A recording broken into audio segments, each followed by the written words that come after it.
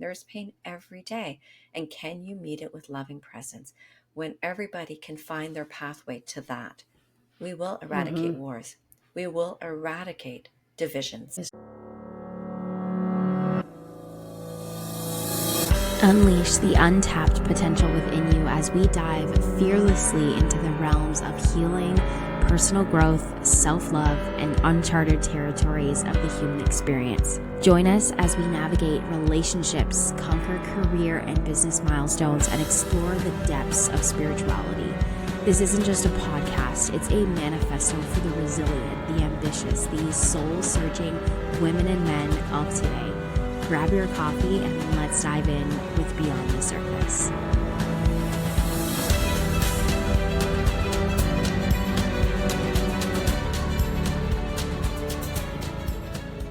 Welcome back to another episode here on Beyond the Surface. And today I am joined by a Facebook friend that we are now connecting for the first time virtually. And I am really honored and excited to have you, Diana. Thank you so much for joining me. I'm really excited to dive into all things love and unpacking that. And also, you are an author as well, which is something I feel like we connected about a little while ago. So thank you so much for being here, for joining me. And I so appreciate you for taking the time and having this conversation with me today. Thank you so much. It's my privilege to be here, and I'm super honored, and I love having these conversations. So thank you. Me too. I want to start off with giving you the space to share with those that are listening and tuning in a little bit about who you are and all the magnificent things that you are and do. I say that lightly, but whatever you feel called to share. That's a big question. So you say, who are you? The first thing I want to do is take a deep breath and just feel my presence and feel your presence, because I am presence embodied, as you are, as everybody is that's listening. And we're so easily identified by the roles that we play, but I don't like to start with that. So it's taken me a long time to understand that about myself. I'm a mom of two kiddos, 17 and 26. I have fur babies. I am a traveler. I'm an adventurer. I am, love anything that makes me move my body. And I like to find moments of stillness. So those are sort of the things that really highlight me. In terms of the roles that I play, I have worked as a speech and language pathologist for 35 years. Of which most of my time has been spent as a consultant for nonverbal kids. One of the beautiful things that's come of that is through COVID, I was able to work in partnership with an organization that provided me with funds, and we collaborated, and I was able to service nonverbal kids in orphanages in Africa and give them communication devices, which was like the coolest thing. If you know Archangel Academy, Geo from Archangel Academy, that's who I was able to do this with. And so in that time, in that 35 years, I've also been a yoga teacher. I run a teacher training academy. I've trained almost 1,000 people in the Greater Toronto area to be yoga instructors. And truly, it is a heart development program disguised as yoga. I also have taught mindfulness in education and am a spiritual life somatic coach. So I help people to embody their lives more fully and to be able to make decisions from a relaxed present state. And I'm an author, 6-time author. My last book was my first solo book. Prior to that, I was a compilation author, which means I wrote a chapter in books, and launched my last book last May.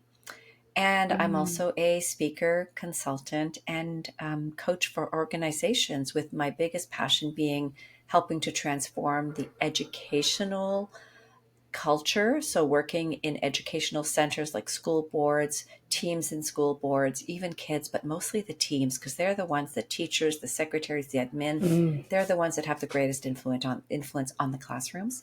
So I help them to become more relaxed and become more relational. I'm also a trained circle facilitator from an organization in Amsterdam called Heart IQ. And that's a lot.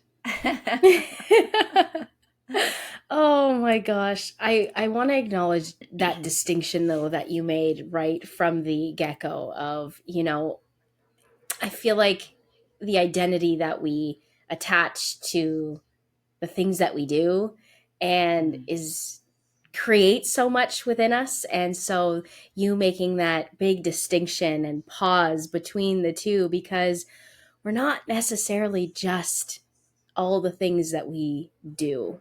And there's Mhm. so much more beyond all of that. And that's really important to get us to pause simply just in that of when we Mhm. ask ourselves who we are, challenging ourselves to see the difference, challenging Yeah. ourselves to actually physically train ourselves to make that distinction when we do introduce ourselves. Yeah. Yeah, so I really like acknowledge that moment that you just took to make that separation. Um, Mhm. and I feel like this is going to be something that really segue into all this beautiful knowledge and experience and wisdom that you carry and you hold through every place that you have crossed paths with, but making this interesting distinction between one of the things that you say is not turning our pain into purpose, but rather turning our pain into love. And I know this is going to be another loaded question, but where did that learning or that wisdom come from? So, in all of these years, when I've been playing all of these roles, and I also wanted to add that we are not our bodies and we are not our minds. We have bodies by which we get to experience life. We have minds that hopefully are in service of our hearts, which isn't always the case, but that would be my intention for my life. And through all these different roles that I've played, I've had a lot of ups and downs in life. And in the yoga tradition, we would call it spanda, which is the ebb and flow of life. Things come in, things go out, things crash, things, reach the top of the crest. There's just so many pulsations in life. And mine have been particularly challenging. And I started off life at birth, a twin, separated from my twin from day one in a separate incubator, with my mother having to return home to care for two toddlers under the age of 2, my dad returning to work, and being in the hospital for 3 weeks without any contact with my twin or anybody there to hold us. So as a mature adult now and look back at, wow, how did that inform me about life and relationships and attachments and love and all of that crap? Like, wow, right? Then I went through, Yeah. childhood abuse, childhood neglect, sexual assault. I've gone through bankruptcy. I've gone through 2 marriages. I've gone through the loss of everything that I knew and everything that I owned, to be able to have to sit in the fire of who I am and really face myself. And it happened really, it came to a real crest during COVID, when I found myself completely alone with no contact Mhm. with anybody except a 13-year-old boy, my son, for 16 months. My husband having just left for good. My father died from COVID. My cat died within a few weeks of that. And my daughter, who was the only other adult in my home, moved across Canada. And I found myself in a place where I had to really ask a tough question and really do the tough work. I'd been doing spiritual and Mhm. personal development for 20 years. I thought I had this. And all of a Yeah. sudden, my heart showed me, whew, there's a lot more in here that's just waiting for this moment. And let's do this. And I had been hearing all these terms. I've been part of organizations. Like I said, I've been doing personal development for 20 years. Turn your pain into purpose, turn your mess into your message. Everybody's saying this. And I didn't want to do that because I did not want to project my pain. If I turn my pain into purpose, the immediate Mm. interpretation of that is I'm projecting my pain into the world. If we look at just the communication, remember, I'm a communication consultant and expert. That's Yeah. what I've done for 35 years. So for me, language, the way that I phrase what I desire in my life, what I want to put out into the world, how I communicate with others, and how I coach people to communicate is essential for life success and to feel good and to feel on purpose. And so, as I was completing my book, which was a 7-year process, and I could not get the end of my book, I kept trying and trying and trying. So I put it down. I wrote 5 compilation books, came back to my book, and I had to live the 3 years that I'd lived between 2020 and 2023. And all that I experienced that was extremely painful and extremely delightful at the same Hmm. time. And I realized that how I wanted to send my book off and complete it was with turning the pain into love and letting love be the purpose, so that love is what gets projected into the world. And that is my intention. And that is the intention and the purpose. I'm giving away everyone's life purpose here. People come to me and they want coaching because they want to know what their purpose is in life. And I do some business coaching as well, but it's all related. And I'm really clear. All of our purpose is love. And then our dharma, the things that we get to do, our svadharma, our personal reason for being here beyond love, is how we deliver love into the world. And unfortunately, there isn't enough of that in the world today, right? We just need so much more love. So I really could not digest turn your pain into purpose. It had to be something more intentional for me. So turn my pain into love and let love be the purpose of your life. And in my book, The Call to Freedom, Heal Your Pain, Awaken Your Loving Presence, the very last sentence in the book, and it is reflected from a story in the Bhagavad Gita, if you're familiar with that ancient yogic text. In the Bhagavad Gita, from the tantric yoga tradition that I teach and practice, there is an understanding that the message in the story is whatever you do, what we hear in the tantra tradition is whatever you do, do it because you love me. In other words, let love trump all reasons. And so in the last sentence of my book, it says, in that loving space, my spacious heart beckons me to awaken to my freedom every moment of every day and ask, what would love do? And as often as I can remember, I will serve that medicine from the menu of my life. And so this is how turn your pain into love and let love be the purpose of your life, how it's been shared in the world through my book. Wow. I have full body chills because I feel like this is a very, what's the word that I'm looking for? Just a very apparent lesson that is coming through very much in the last couple of years, of just seeing how love is at the center of it all. And you said something, and I don't want to butcher what you said, but it was so potent that it actually landed for me. And I know when I listen back, but I would love for you to just repeat it if you can. You said, love is all of our purpose. And it's the how that it's how you say it. So dharma and svadharma are sort of our collective purpose and our individual purpose in life. And so that's in the tantric tradition and in the yogic scriptures. And so if love is our think of love as being the umbrella purpose. And then and that's going to help to inform the dharma, which is our collective purpose. So love is our collective purpose. That's our dharma. And svadharma is how we then distribute that into the world, how we move around, how we walk around, how we work, how we engage, how we relate, how we parent, how we talk to ourselves. All of that, let it be guided by love. Yeah, I love that so much. That just, it's interesting. It's so, being in the, being an entrepreneur, being in like the online world, it's so easy to to watch everybody's life in a highlight reel unfold.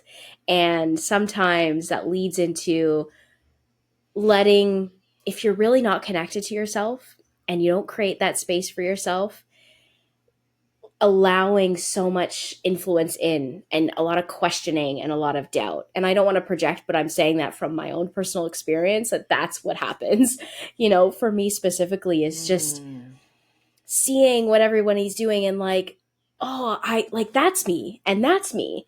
And I could see a little bit of myself in this person. Well, how do I make this reflect and be able to communicate what I do in the world so effectively? But then when I hear you say something as simple as that,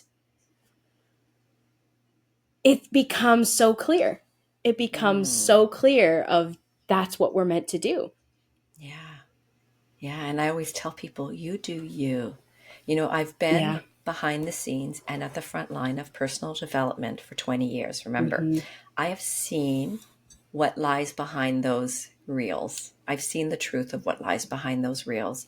And it's been so out of alignment with who I am and what I want to bring into the world that I've actually moved out of the online world pretty well. Other than the odd podcast, I'm not really present in the online world. My work is being delivered face to face. And it was because I could not swallow just the lack of authenticity that I see behind those reels. So when you see those reels, whoever's listening to this, that is not real life. That is a very curated, professionally performed experience that they want the world to see. And I'm not saying it's everybody, but it's a lot of people. And I've been around a lot of people that have very big followings. So that's one thing is, that you just do you do you with love, and you are doing it all right. Yeah. That space, that coming back to our own self. And I kind of mean that quite literally, right? Like it's in the time that you spend in the comfort of your home where there's complete stillness. Yeah. It's in that where you can actually hear your own truth. And I feel like I'm starting to sound like a broken record because I feel like I keep saying this because that has been the lived experience for me over the last couple of years of just being so feeling that disconnect with, the online world, and also wanting to stay connected as well. And also creating this space for myself where it has become almost like a ritual, but also just so sacred for me to spend that time by myself, because that's where I feel so grounded. That's where I feel so in tune with love, with peace, with a sense of calmness. And the anxiousness and that questioning comes from when I'm spending so much time trying to receive from my external environment, and yet we've got it all within. We do. And then the test becomes like, okay, so we can find our fullness, we can feel our completeness, we can feel love sitting. Like I can do that easily on my meditation cushion. I can do it easily when I'm walking in the woods or paddleboarding on the water. And then the challenge is, how do you manage to stay in that experience when, you've had 3 plane cancellations, there's traffic, there's people that are, complaining about whatever that you did. Your dog has just vomited in the middle of the night on the floor. Like, this is my real life. This is real life for me. It's not about just sitting on the cushion and finding my moments of stillness and meditation. It's like, how do I navigate real life? And this is, I mentioned study and practice Tantra, and Tantra is really like the householder's practice. It's how do we use and embody these skills and love, let's call it just love, in the middle of real life. And, it's only in the last 20 years that I've been really practicing this. And probably in the last 4 or 5 years that I really get it. I really get it. Like, I've gone through some really difficult times. And those are times where I just wanted to turn away from life, turn away from love, turn away from everything. And then in the last 4 or 5 years, as I've been sort of faced with so much loss and tragedy and change and pain, that I was able to then literally hold all of that and look at it and say, okay, this too deserves my love and attention. This too will be met with love. And that's why the book is called The Call to Freedom, Heal Your Pain, Awaken Your Loving Presence. It's not about pushing away your pain, because we live in this real world. There is pain. There's pain every day. And can you meet it with loving presence? When everybody can find their pathway to that, we will eradicate wars. We will eradicate divisions. We will be able to see, this is a quote that I use all the time, everyone is doing the best they can given their model of reality of the world, their capacity, and their resources. And sometimes it sucks, but it's true. Right? But it is true.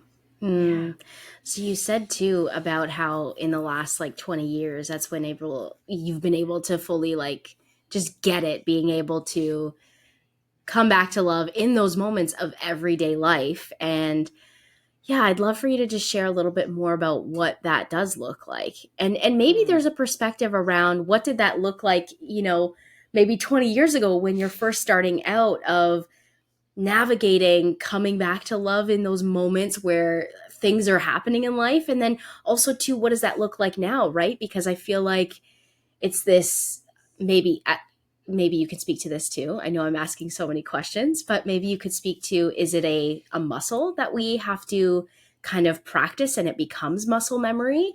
Yeah, like I'd love for you to just dive into that. Mm-hmm. So prior to the age of 32, I'm 58. Prior to the age of 32, I did not even consider any of this. I was just sleepwalking through life like most people do. And then I had little moments, like little knocking moments, and moments where I truly had, I don't like using, a big awakening or enlightening moment, but truly it is. It was a moment that I can pinpoint. It's in my book that I can pinpoint, where all of a sudden I felt the presence of love like I had never felt it before. And I felt connected, and I felt fully embodied, which means I felt every part of me, and I felt alive. And that was the start of my journey. And prior to that, I was known as an ice queen. I didn't let people in. I was so protected. Gosh. Remember, a 1-day-old separated from mom and dad and twin, right? I had to have defensive strategies just for my survival. And I continued those all the way to the age of 32, when all of a sudden someone called me out on it. They said, Diana, she's such a great person. She's so accomplished. She's so kind. She's so giving. But she's an ice queen. And when I heard that, I didn't defend. And I could have.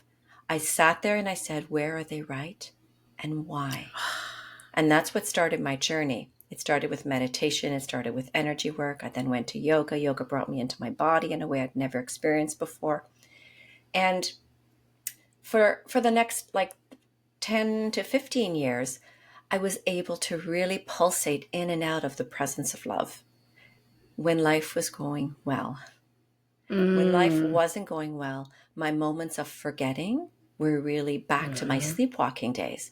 So I kept talking about, I would pulsate between remembering and forgetting. And this is life. We remember, then we forget. We forget for the delight of remembering. So I would have these moments of pulsating in and out. And when I lost everything, and didn't know how I was going to feed my kids, I could not, I was incapable of being in love. I was in survival. I was in survival mode. We know that when we're in survival mode, we're in our old reptilian brain. I cannot access my compassion, my reasoning, my love. It's just shut down. So that took me to about 2017. And in 2017, I found myself in Amsterdam at a circle training retreat with one of my coaches. And I witnessed things that I had never witnessed before. I witnessed uncontained anger that was met with love. In my house, uncontained rage was met with immense fear growing up.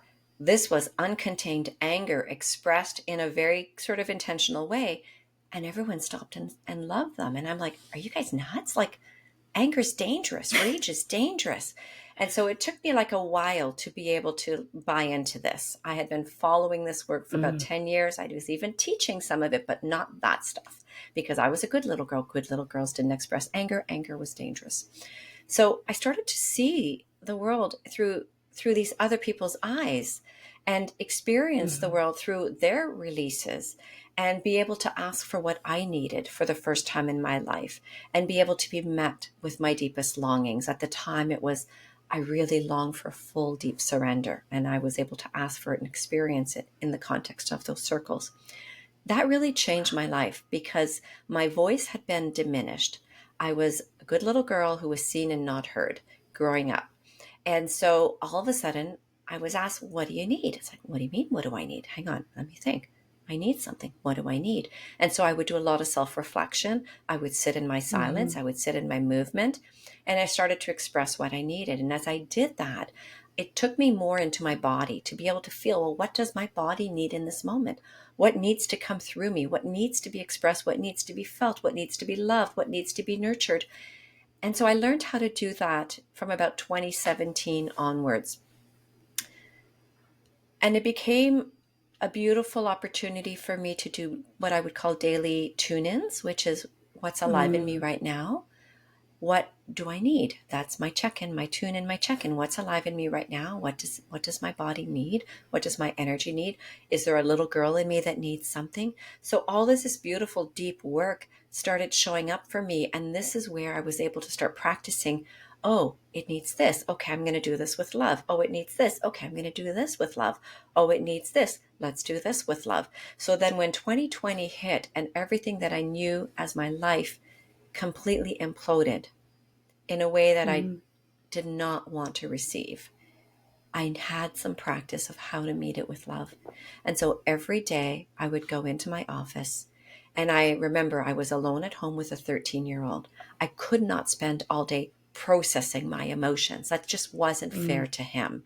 I couldn't stay in the depth of the emotions all day because it would have collapsed me and it would have been called depression. So I had to learn how to pulsate my emotions and how to move in and out of them.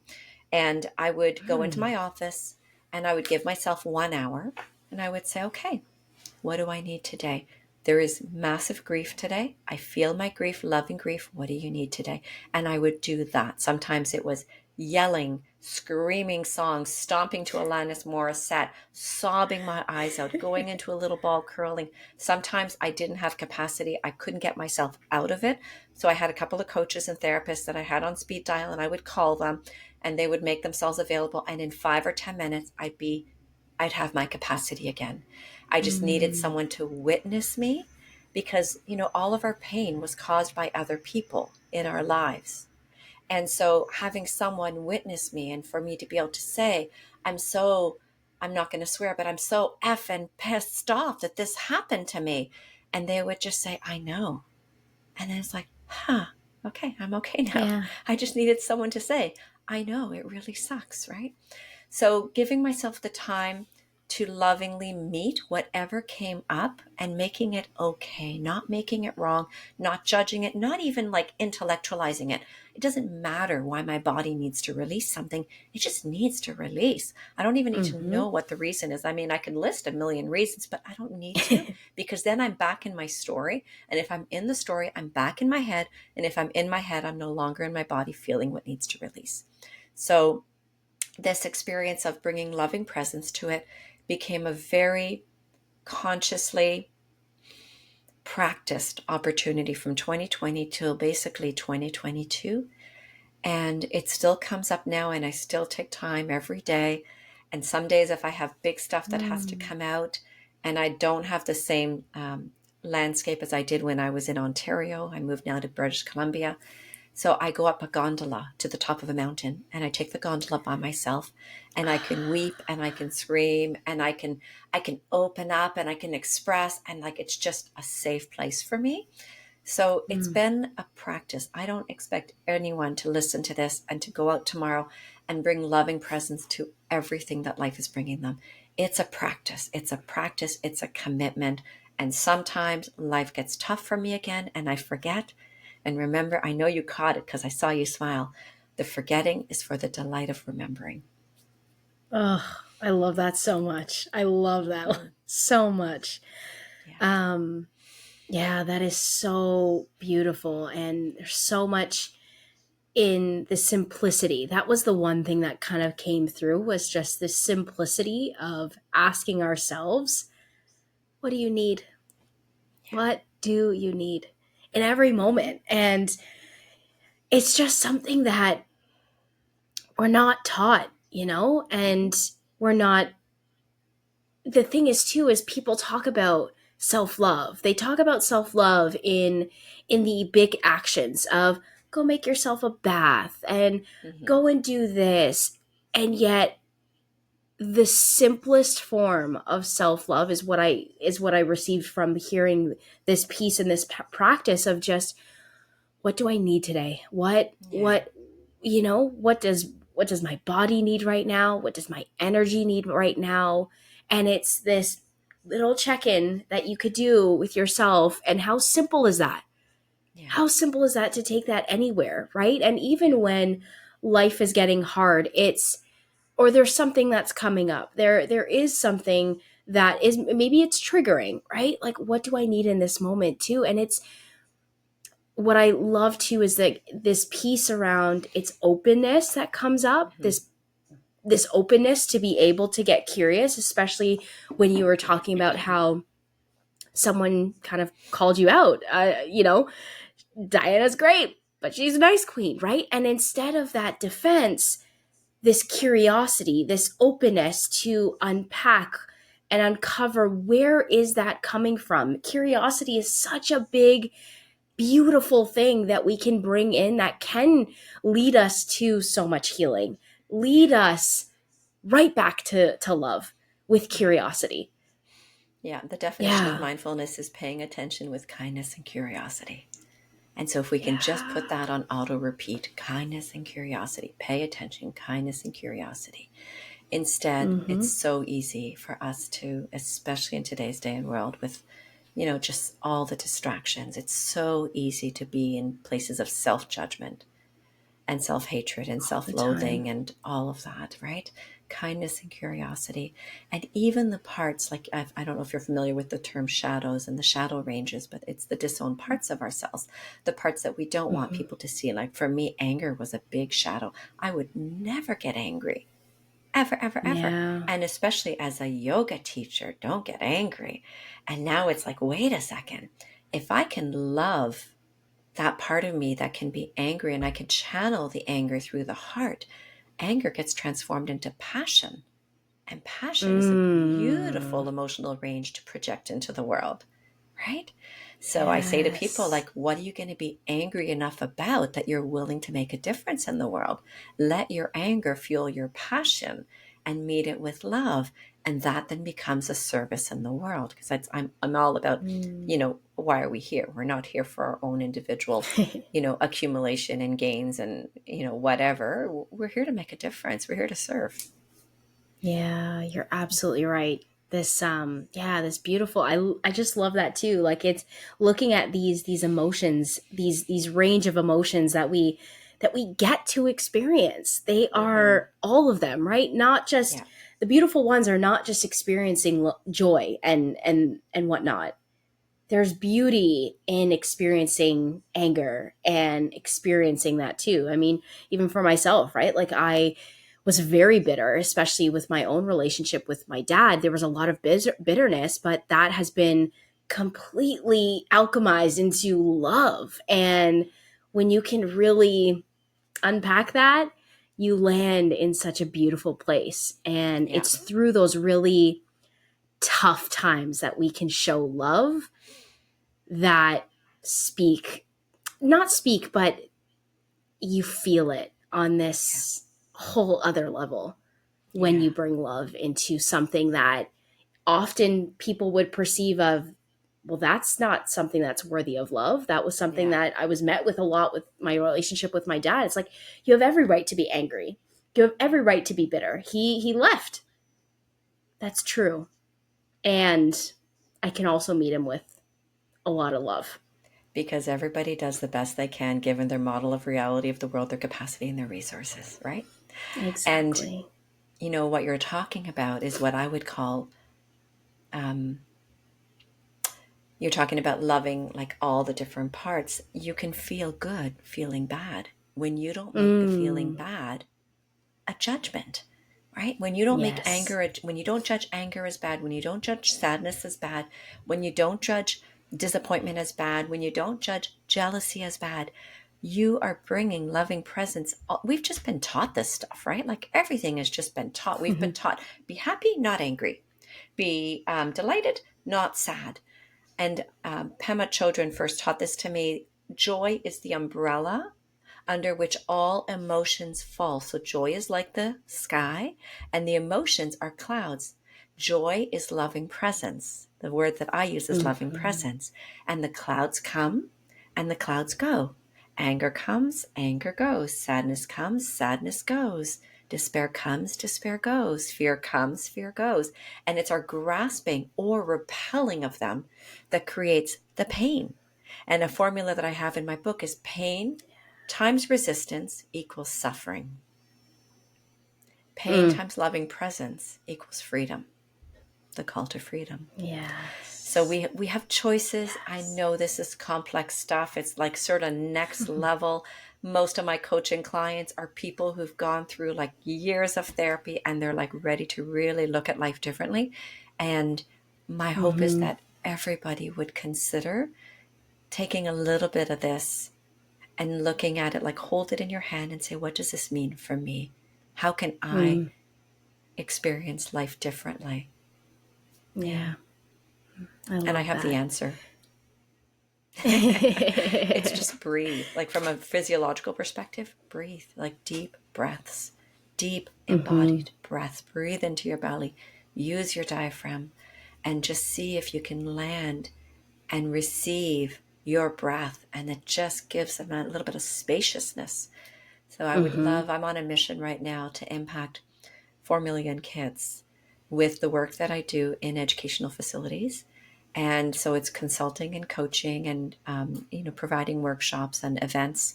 And a lot of it comes down to how do we teach and incorporate all of this into curriculum? Like this is just the standard for education.